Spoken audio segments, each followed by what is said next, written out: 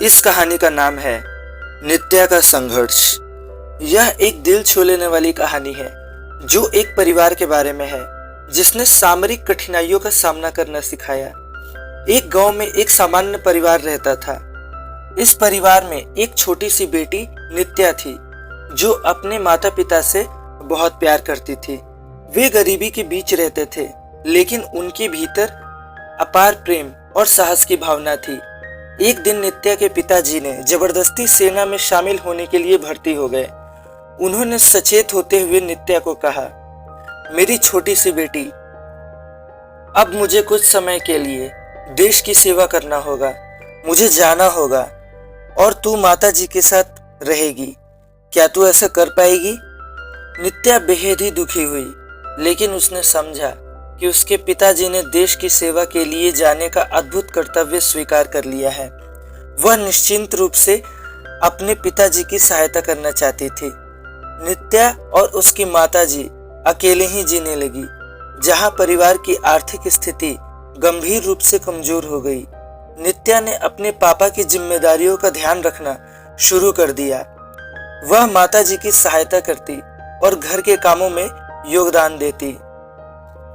धीरे धीरे नित्या की संगठनात्मक क्षमता और साहस उभरने लगे। वह न सिर्फ घर के काम करने में सक्षम हुई, बल्कि वह गांव की महिलाओं के समर्थन के लिए एक संगठन स्थापित करने की योजना बनाने लगी। उसने लोगों को जोड़कर एक महिला का समूह बनाया जिसमें वे साथ मिलकर आर्थिक रूप से सशक्त हो सके और अपनी आवाज को सुना सके। नित्या ने उस समूह के साथ महिलाओं के अधिकारों की लड़ाई लड़ी और अवसरों का समर्थन किया। वह शिक्षा, स्वास्थ्य और आर्थिक उन्नति के लिए जागरूकता फैलाने में सक्षम हुई। उसका परिवार और समूह उसे सम्मानित करने लगे और उसे साहस और आत्मविश्वास मिला। फिर एक दिन नित्या के पापा सेना से सफलतापूर्वक लौटे। उन्होंने देखा कि उनकी बेटी ने इतनी मेहनत की है और संगठन बनाकर महिलाओं के अधिकारों की लड़ाई लड़ी है।